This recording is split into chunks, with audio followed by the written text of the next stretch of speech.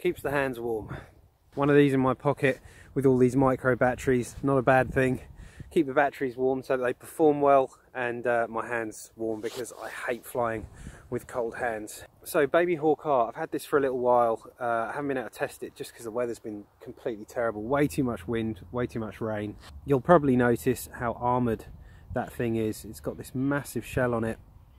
So the first impressions are this looks really robust, and from what I've seen so far, people are saying about it, it is really robust. So it is a tank, and that's kind of a good thing for micro quads. If you want to bash them about, you want to learn new maneuvers on them. I mean, they fly great these days. You know, I've got a special place in my heart for these micros, and I'm really excited to try this one out. First thing I did notice, however, pulling it out of the box, it's heavy. This feels like it's got some real weight to it. And running these 1106 motors, you know, nice torquey motors for a 2-inch certainly, but only 6,000 kV, not a particularly high kV for something that's going to weigh this much. I can see why Emax designed these props specifically to work with these motors, because we got some real high pitch quad blades. So you add more blades, you get more thrust. The only downside of that, of course, is you are going to lose efficiency, and that would stand true, I think, based on certainly what I've read, which is that you do get good power. It does fly nicely, but for a very short amount of time. So let's go see how it flies. Engines armed.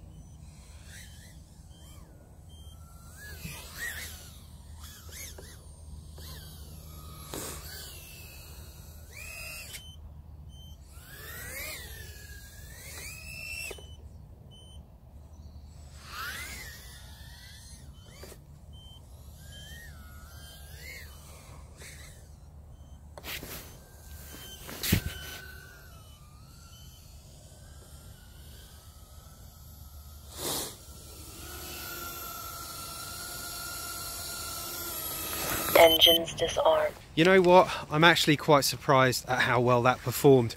I was thinking because of the extra weight, I was really going to feel that when it came to the low end, especially if you're falling out of the bottom end of a power loop, or any time you need to stop aggressively from a falling maneuver. That's when you really feel that extra inertia of a weighty quad, and you have to have the torque there and really the correct props matching that torque to be able to catch it nicely and for it to feel connected to the throttle.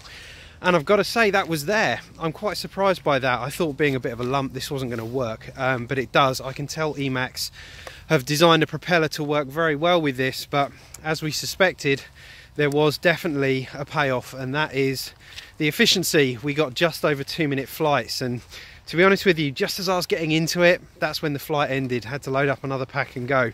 So I think there's an efficiency thing there that needs to be looked at. Maybe there's a way to reduce the weight on this to make it a little bit better. Perhaps this might have been better suited at 6000 kV with a 2.5 inch prop and slightly bigger arms. I know that Emax have released a slightly wider wheelbase for this so that you can fit 2.5 inch props, so maybe that is the way to go. Either way, that is a brilliant little performer, and if you don't fly quite as aggressively as I do, then you probably will get closer to that 3-minute mark. But it definitely handles well. It acroed really nicely, it was predictable, and the prop wash wasn't too bad. Needs a little bit of a tune, but all in all, I'm actually pretty impressed with this little guy.